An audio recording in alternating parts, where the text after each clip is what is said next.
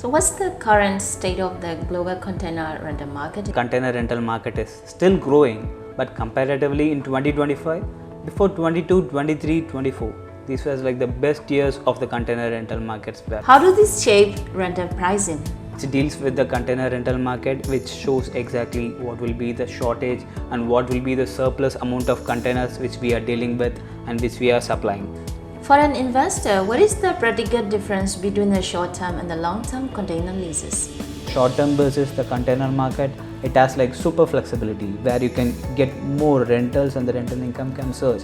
But when the demand drops down, there is a problem in which. Many on Reddit call container leasing too good to be true. What is the realistic ROI an investor should expect? It is a stable market, it is like sustainable market, but it is not a real-time quicker which you can go put some money and make some quick investment and quick returns.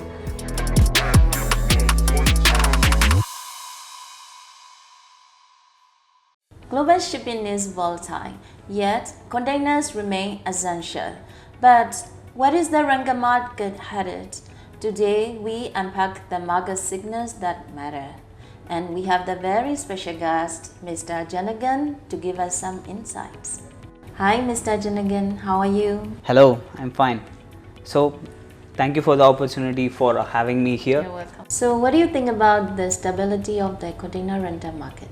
Yeah, the container rental business is relatively stable on a long-term basis. How it works is like it moves on a cycle basis of global volume of the trade of the containers. It also includes the container availability. It also deals with the supply chain disruptions. It all includes according to the supply chain of the container rental business.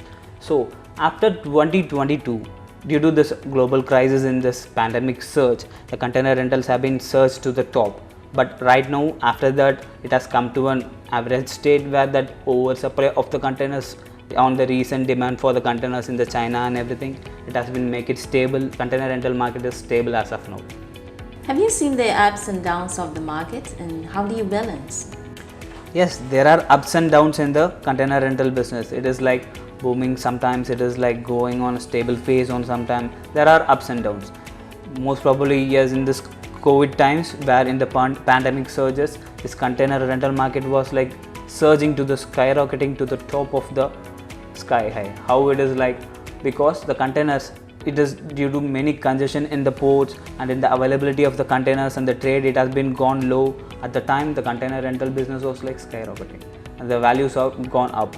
And after that, after the pandemic surge, right now the containers were like globally we have like lot of availability of the containers, and recent purchase of the containers in the China and everything becomes over usage of the container, and we have lot of container supply as of now. So how it is deal, like it is stabilized right now and it is like less compared to the pandemic surge and it is going good now.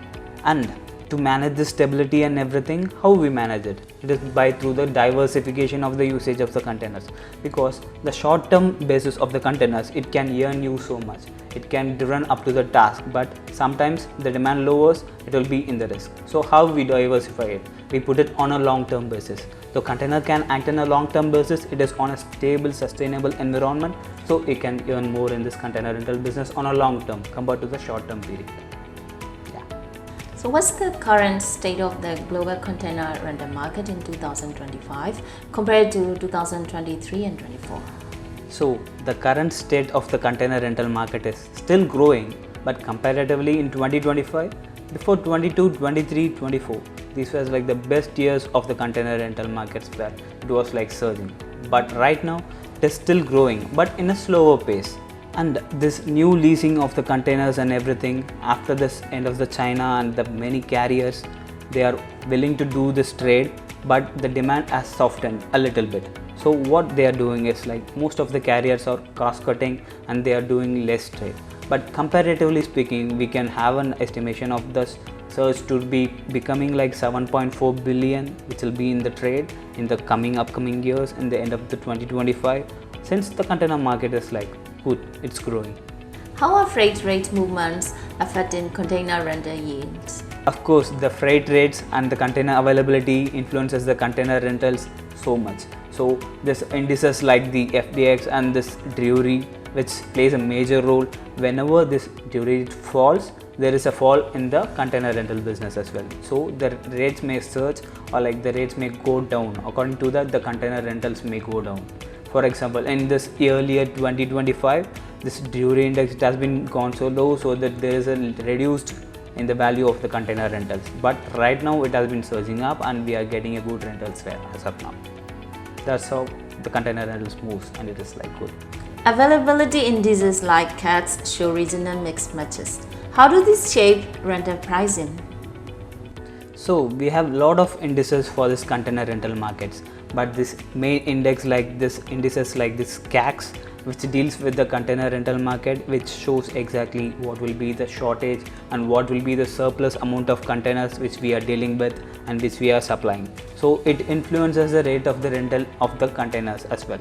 It majorly influences, because if we have like surplus of the containers in the depots, for example, the surplus of containers we have in the Shanghai ports and this ports, which influences the rates, where the rates have gone down. For example, if we take the other area like the northern area, like in the Germany and these depots, where the containers in the depots are less, they are not surplus, where the container trade is more and the rental income is more. So it mainly affects like the trade, and it is showing the indices how the container rentals works and everything according to the surplus or the shortage of the containers. It can be seen through this CACs indices. That's how it is determined. For an investor, what is the practical difference between the short-term and the long-term container leases? Of course, it is a good question. In the point of view of the investors, there are like two different terms. Like you mentioned, like short-term and long-term.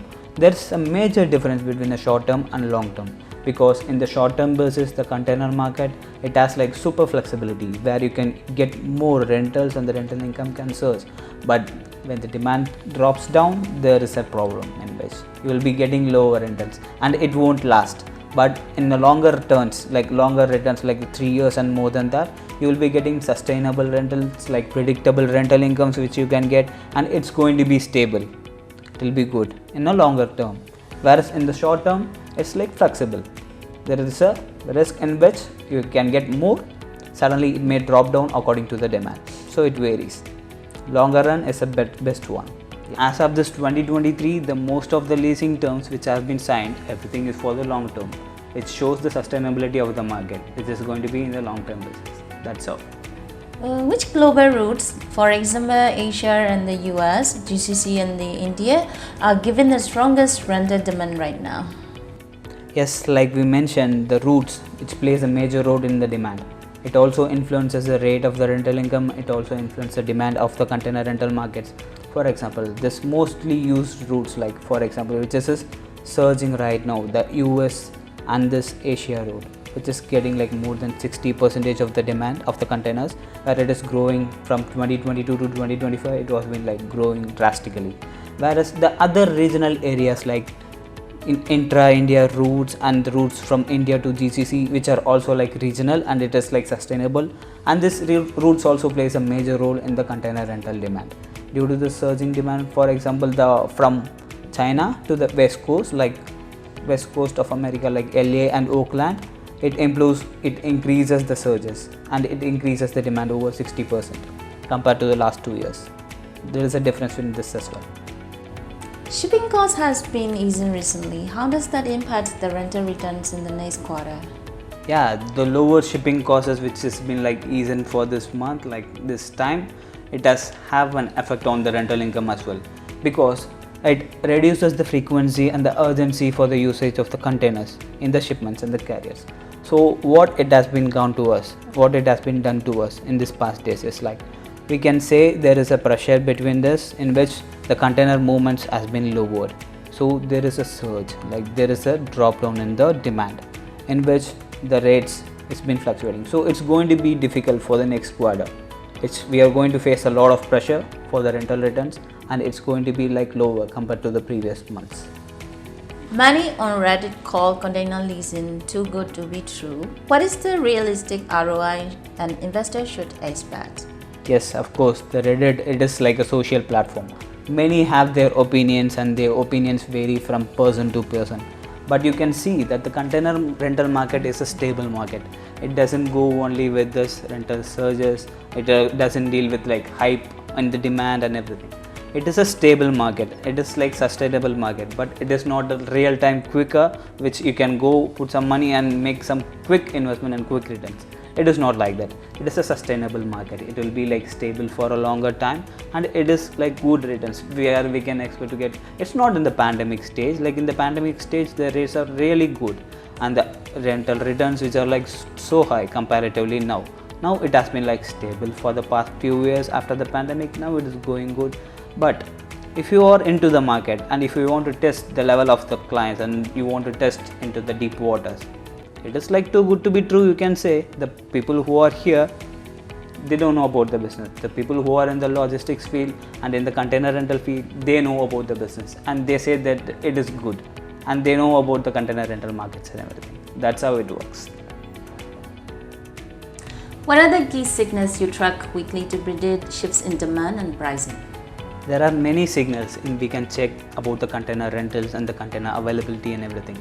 So the indexes like the FBX and the Drewry and the CAX indices, and we can also check how the new containers which are manufactured, how many orders for the new boxes have been given. It depends on that as well, and it depends on the depot availability of the containers. Wherever the availability it goes under the CAX, you can check in that. These are all the indices. It's just like mainly concerning about the demand, and which we can know about the container rentals and the markets, and we can act accordingly. How do geopolitical shifts like tariffs, port fees, and the sanctions influence the leasing demand? There are many factors which influences the demand and the pricing of the containers. For example, this geopolitical shifts, which is a major factor because it can change the whole trade and the whole demand overnight. It can change up to it. So the demand includes, like, for example, if tariffs change or any change in this sanctions and everything, or there is a change, for example, if there is a surge between this Red Sea and there is a closage and the reroute of the containers. So all these factors like the geopolitics, it includes a major change in the demand. It influences the demand and it will change by overnight. It can do it. It has a great impact in it. Looking ahead, where do you see the container rentals in 2026 or maybe by 2030? We are expected to get like moderate or to like steady growth during this 2026. It is like a beginning of a year like 2026. We are going to expect a steady growth of this container rental market and the shipping market and everything. But at the end of 2030, we can expect to get like 14 to 15 billion, which is going to be a huge one. We are going to aim that. It's going to hit. It could hit.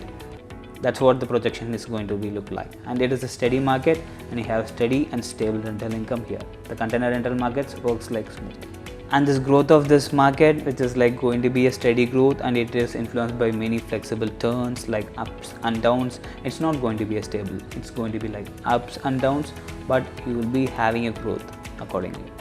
Thank you for taking the time to share your valuable insights with us. You're welcome. Thank you for having me here to share all the valuable information I have during my experiences.